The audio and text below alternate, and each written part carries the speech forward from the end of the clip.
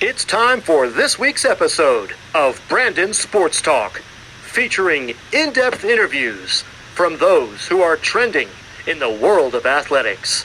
And now, here's the host of Brandon Sports Talk, Brandon Pate.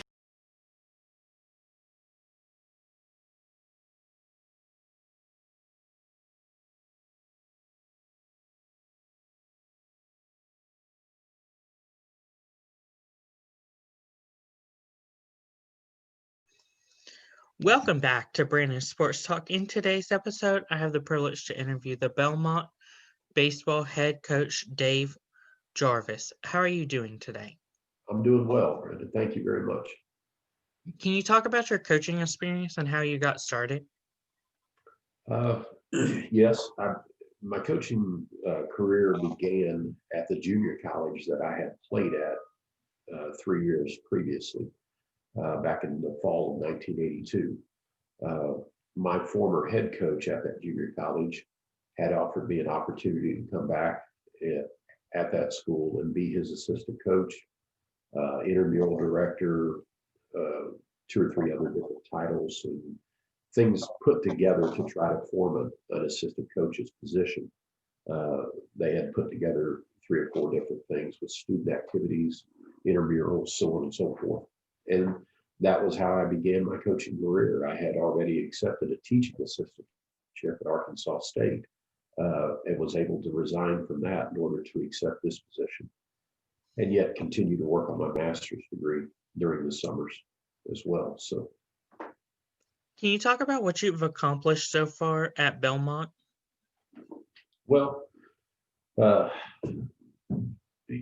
our program has changed drastically. This is my 24th season at Belmont, and so our program has gone through unbelievably wonderful changes and growth and development. But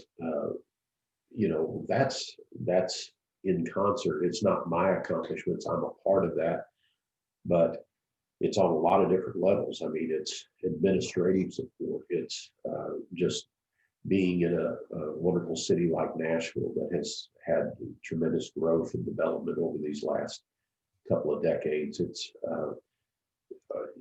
it's having a president that's had vision for facilities and growth and development in those areas, and has really worked hard towards trying to do those things. It's having athletic directors, 2 of them now that I've worked underneath here, that both had an outstanding vision for the process and the point at which our program and all of our athletics programs were at, and really good, as I said, vision to take those next steps in order to grow all of these programs. And then for me and our program individually in baseball, it's been just being blessed for myself with some really, really strong assistant coaches who have done a tremendous job in the lead in our recruiting process and brought in some really fine, outstanding young men who were also tremendous athletes. And so those are the things that I've seen as far as growth and development of our program, first and foremost over the last 24 years that I've been here. That's amazing. What was your time like at Murray State? For me, it was just, I thought it was a wonderful time on a lot of different levels. Professionally, it really helped me to develop. I worked directly under Mike Tickey, who was the head coach there. He had taken over for a legendary coach named Johnny Reagan at Murray State University, who I also knew and had a relationship with. I received a lot of really good mentoring from both of those gentlemen. They affected my career in a really, really positive way. I also first met and was able to work underneath the athletic director, Mike Strickland, who eventually came to Belmont and began the transition for Belmont University athletics from NAIA to NCAA Division I level. And he included me in that by hiring me here in the summer of '97 to be the head baseball coach at that time. And my days at Murray on a personal level were also wonderful just because of so many people there. There was so many just colleagues, outstanding people that I worked with, not only in the athletic department, but all across that campus. And we also had some wonderful friends. When we moved to Murray on a personal level, my family, it was a really quaint town that I thought was a great place for family. And we had a son that was 2 months old when we moved there. It was a great situation for him and my wife, I felt like. And so I look back very fondly on my days at Murray State and the effect that it's had on me moving forward the rest of my career and lifetime. Can you talk about the time playing collegiate ball at Arkansas State? Yeah, Arkansas State, we had struggles. It was a great opportunity for me just because of the fact that it fit where I was. They gave me a very good financial situation that worked for myself and my family. From a scholarship standpoint, it made it affordable. It made it a place that I could further my education and complete a bachelor's degree. And then on the athletic side of it, my first year there was, in reality, it was almost a disastrous year. We were 5-36 that year, I think, and struggled throughout the course of the year with a tremendous influx of almost a large number of roster changes that they had gone through from the previous years. And so that has been a positive effect on my coaching career. And then the next year we had much more success. I think we went 17-20 or something like that, and felt like we had really taken steps in turning it around. The following year, they had an even better year, and I know the guys that I had played with there felt like we were a part of that, and that we maybe had help and influence in the next year them winning, going 25-18 or something to that effect. Those numbers are just off the top of my head. I don't remember them specifically, but my time at Arkansas State as a catcher, again, I met a lot of really wonderful people. I played under Rich Johnson, who had a tremendous baseball mind, and he had limited resources to work with in a lot of ways. No assistant coach at that time, my first year there. So that, he was, in honest reality, he was playing with a smaller deck of cards than a lot of the people that we were playing against, because we were playing a schedule at that time against, outside of the Southland Conference, which we were in. We were also playing, our non-conference schedule was people like Ole Miss, Mississippi State. I remember we played the University of Texas in Austin 4 games, and they were ranked number 1 in the nation, I believe, at that time. So all of those things, the adverse conditions, I think, give you more opportunity to growth and development, and they also stay with you longer a lot of times. And so we dealt with some adversities that year. There's no doubt about that. But I think it grew me, and I think it has given me a lot of persistence and fortitude to know that you just keep moving, you keep developing, and you keep working. So that's some of the reflections that I have.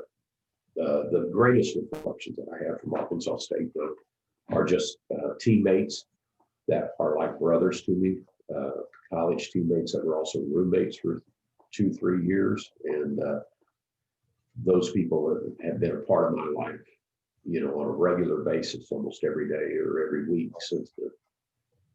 That's amazing. Can you talk about your time at Three Rivers Community College? Yes, going back to Three Rivers, I came in, I was 23 years old, I believe, at the time that I arrived, and was just really excited. I was an assistant coach in baseball, assistant coach in men's basketball, as I said before, intramural director, student activities director. I managed the athletic dormitory where I got to had a room there and was able to stay for free in exchange for managing the basketball and men's baseball players both. It had challenges, but as a young 23-year-old, just straight into the workforce, it was one of the most enjoyable times of my life. I think I worked 70, 80 hours a week, and they paid me $5,000 for the entire year. And if I had the energy and the strength and the youth, I would go back and do it again off exactly the same all over again, because a lot of the same people that had been my professors or had worked there, my administrators 2-3 years earlier when I was a student athlete at Three Rivers, they were still there. And then they became, in so many ways, they became professional mentors for me. The two people who probably influenced me the most in those 2 years were, of course, the head baseball coach who I had played for, Roger Patillo. Just a wonderful, outstanding man that was so much fun and so high energy and so positive to be around on a daily basis. And then the athletic director and head basketball coach named Gene Bess, who had so much success, has won a couple of national championships there. And I think, his win total in college basketball, albeit junior college, is still to this day maybe the highest win total in the nation for any college basketball coach, somewhere 1,300 or more, I believe, and 2 national championships to go with that. So in those two gentlemen, great growth and development, and so much appreciation for the patience and the hand of friendship that they both extended to me in their careers. That's amazing. Can you talk about, of course, the difference between coaching on the JUCO level versus the Division I and Division II level? Well, when I was coaching junior college, and of course, as I say, I started out coaching. I can remember I was coaching a couple of people that I had played with in summer ball and so forth. Some of them were almost my age. Rick Williams from Jonesboro, Arkansas, was 21 and I was 23, and I think Dale Beta from Kennett, Missouri, was very similar age. So Greg Hollifield, at that time, my first year back, was married, and he and I were almost the same age. So there were challenges in that, but also those guys were all kind to me. We had great relationships, and we had a lot of fun. But more than anything else, the pressure there was all almost completely intrinsic for me, that I felt. We all want to be successful. We all want to win. We all find our identity in how many games we win and so forth. And so that was what my goal was to try to learn from things that had happened to me through my playing career. I constantly would think, as a player, I would think how I might do things differently if I ever coached. I dreamed maybe that if I didn't get to play professionally in baseball some level, that I would go into coaching and would love to coach at college. And bam, here I was at this junior college and getting that opportunity to implement a lot of those things. And one of my greatest influences in coaching was a roommate and teammate of mine, a guy named Matt Turner, who's since been a high school football coach down in Texas, 3 or 4 different programs down there. And he and I used to just eat, sleep, breathe coaching and talk about it and athletics all the time. He and my other 2 roommates, Larry Jackson and Jeff Limbaugh, we had a big time down there, and enjoyed that grouping and that roommate very much. But Matt has influenced my coaching career in a tremendous way. He's been a part of some state championships down in Texas high school football. And so all of these things, we still talk coaching on a constant basis. And he just retired, within the last several months from his job down there. So 2 years later, the head baseball coach decided to leave Three Rivers and go into private business. So at the age of 25, they made me the head coach at Three Rivers Community College. And I continued on that for the next 9 years and had some success and was able to bring home some winning seasons and some regional championships and so forth. And that is probably, as much as anything, what led to my opportunity to go to Murray State University as an assistant there and recruiting for me. That's amazing.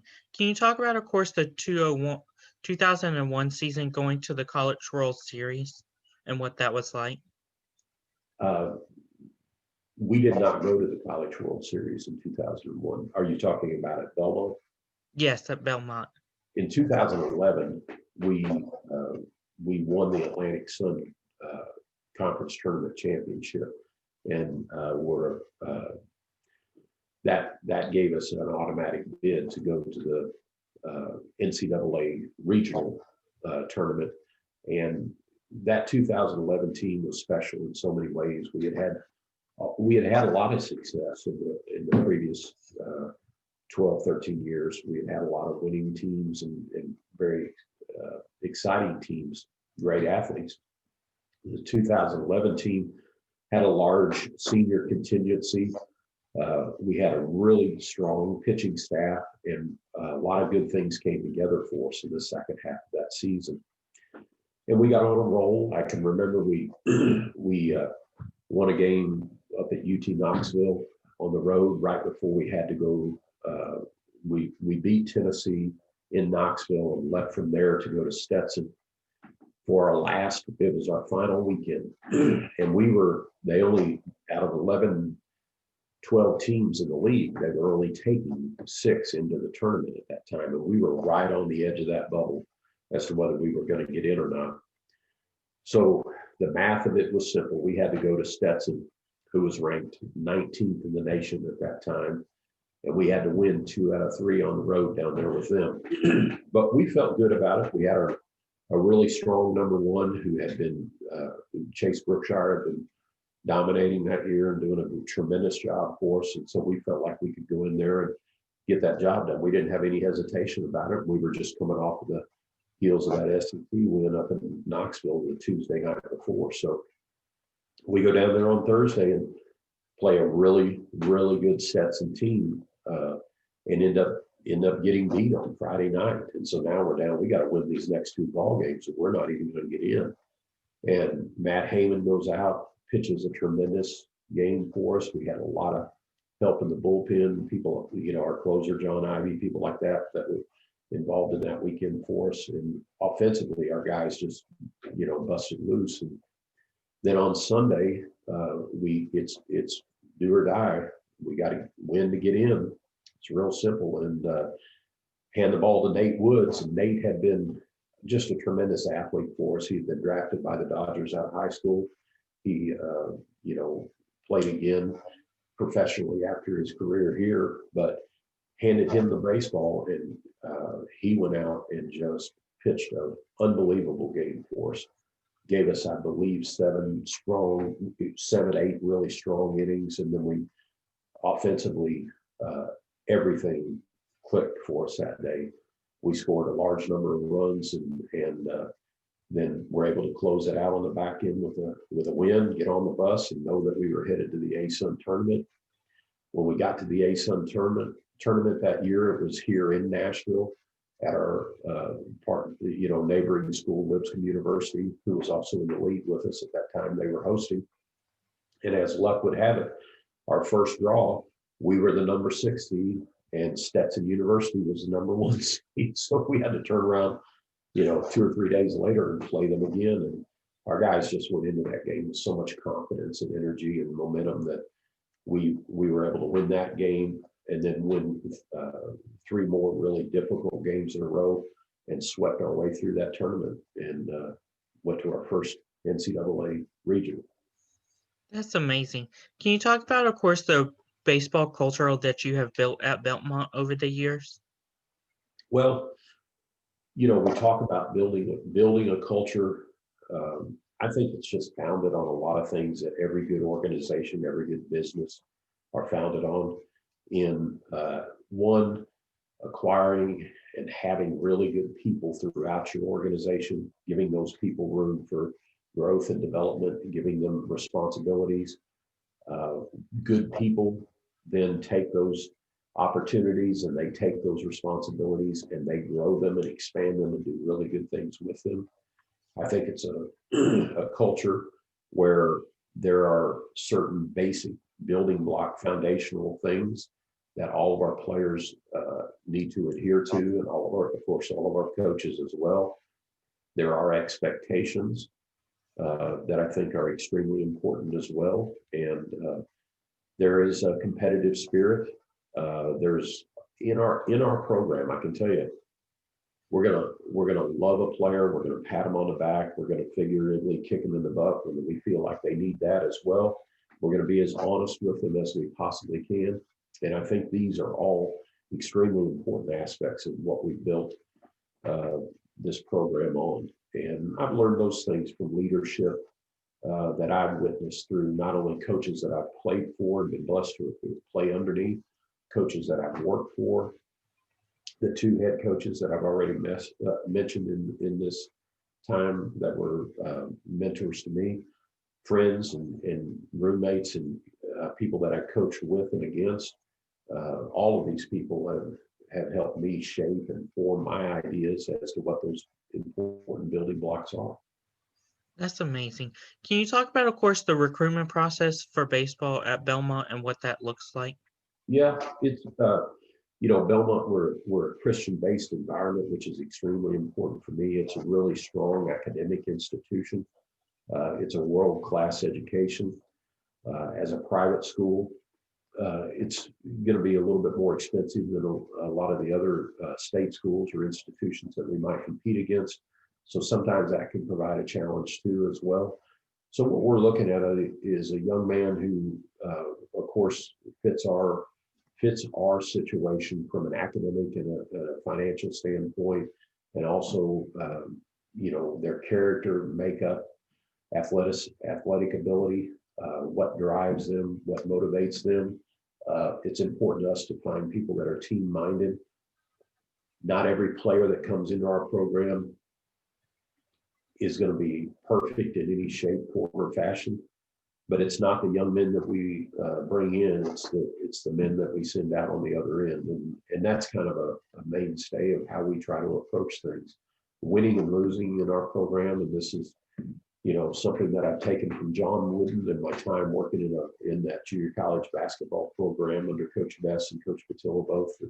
The winning and losing will take care of itself. So our philosophy and mine in coaching for the last 40 years has been stay focused on doing things right. And if you do more things right than your opponent, you're going to come out on top and win most of the time. The winning and losing will usually take care of itself. And so that's what our focus is to focus on each day going out and trying to do things right and to the very best of our ability. And as Vince Lombardi said, pursue perfection with all your heart and all your soul, knowing that you're never going to attain it. But in that pursuit of perfection, you will attain greatness. And that's not word for word or verbatim his quote, but that's the gist of it. So That's amazing. Can you talk about, of course, what an official visit on a typical base before COVID would look like for Belmont? yes, official visit. Usually, many times it follows up on a visit where the player or the parents and family have maybe come through our campus unofficially to look at it and see it, and then come back to visit us on an official visit where we'll bring a player in, usually have them spend the night. Many times, we're able to sit down and have a meal or two with them while they're there on that official visit, tour them around our campus and our facilities, let them meet with people in our department and across campus so they can look at their academic area of interest and spend time with those people and make sure that we have a fit and they have a good feel for what our education is going to be like. And, a big part of our recruiting visit is to emphasize, the fact that they are student athletes and that the education is the most valuable aspect of anything that we have to offer there.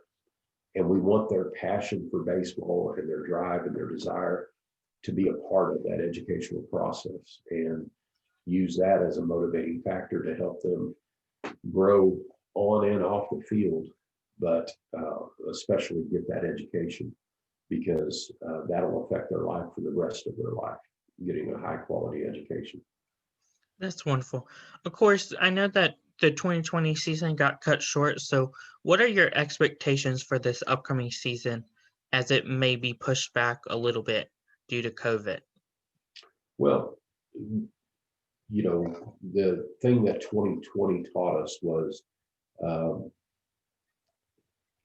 we have to be prepared for the unexpected. There's no doubt about that.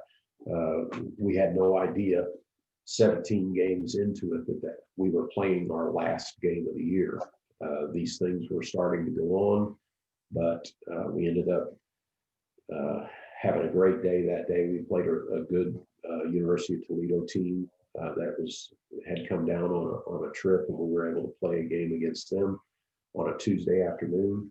We had already gone 3-0 in conference play as we began the conference season the weekend before. We felt like we had a really good team, but on that Tuesday afternoon, we win on a walk-off victory in the bottom of the ninth. Tommy Kreider gets a base hit up the middle after we had just come down from a 7-run deficit. I think we were down 7-0 at one point, the middle innings of the game, and had been able to grind it out and come back and get a victory there. So at the end of that day, it was a joyous day. It was a wonderful celebration, and we had no idea that was our final game of the year. So 2021, our expectations are just like they've been every other spring. We're going to go out and try to focus on the things that we do have control over.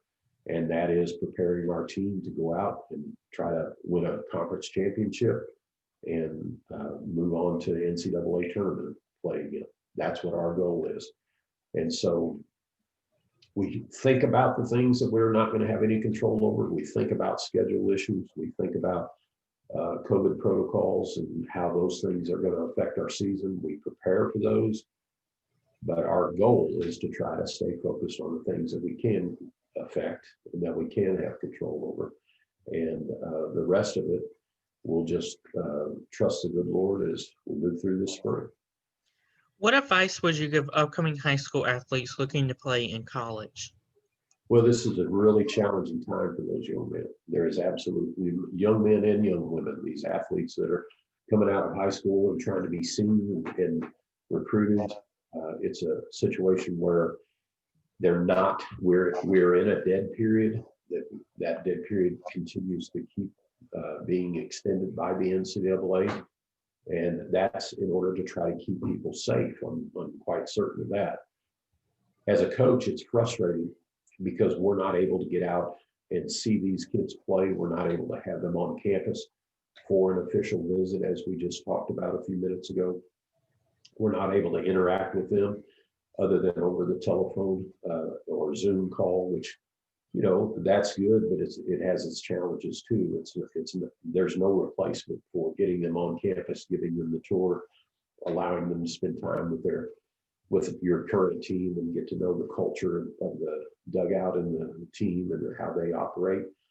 All of those things, it's almost irreplaceable. But those are the challenges with COVID and with recruiting that these 2021 graduates and the 2022 graduates, my heart goes out to them a little bit just because of the fact that they're having to go above and beyond in order to try to get seen, get attention, and hopefully get an opportunity to get a scholarship or a roster spot on a NCAA level team. That's great advice. What advice would you give upcoming coaches looking to get into college coaching? Well, there's so many people that, and I can relate to it because I was in the same place when I was wanting to try to get into coaching, had the dream of trying to get into college coaching. So there's your element of the hard work, attitude, your mental preparation, the way you want to try to go about your business as a coach. Then there's the opportunities, which you don't always control what your opportunities are. People usually are much better than people you don't know. Hopefully your behavior and your work ethic and attitude throughout your playing career will help you to be known as somebody that would be a good fit in programs and coaches possibly that you had played for was how I got my initial break. All of these things are a factor. And I think for young coaches to have the vision of coaching in college baseball, if you have that vision and you have that passion, I think you should try to follow it. But I also believe this, it has to work for you. It has to fit for your life and the circumstances that you have as far as family or marriage or some of those type of things your coaching career should not come necessarily ahead of those things.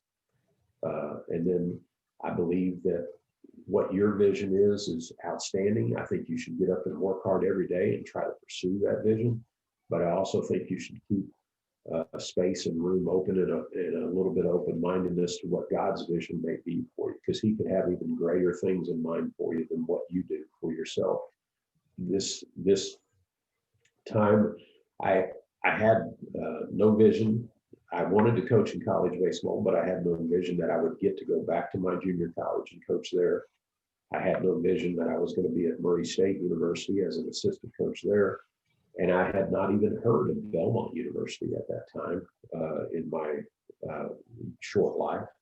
And so the vision, what God had in mind for me, as I look back upon it now, was even greater than the thoughts and the vision that I had for myself. So dream, have vision, work hard, try to make those dreams and those visions come true. But trust that sometimes things can work out for you in a way better than what you'd even dream. That's wonderful advice. Where can my listeners find, of course, Belmont baseball at on social media, along with you on social media? Well, I'm not currently on social media, but Belmont baseball is on Twitter, Facebook, all the different social medias. You can go to belmontbruins.com and find out much more information, not only about myself, but obviously about our baseball program and our entire athletics department. I would encourage any of them to try that route as well. And it's a good thing what we have in the technology department. But I believe this. I believe that Belmont University is a wonderful place for me to be. It's a wonderful place to work, and I'm just very excited to get up and go and represent a school and a university like Belmont University every day. Thank you again, Coach David, for your interview, and best of luck in this upcoming season. Brandon, you're very welcome, and thank you for your time this morning. I appreciate it very much. You're welcome. You can find Brandon Sports Talk on Facebook at Brandon Sports Talk, Instagram at Brandon Sports Talk, Twitter at Talk_Brandon, and you can find me on YouTube at Brandon Sports Talk. Don't forget to like, comment, and subscribe. Thank you again, Coach David, for your interview, and best of luck. Thank you. You've been watching Brandon Sports Talk. Please feel free to like, share, and subscribe to Brandon Sports Talk on social media and on YouTube.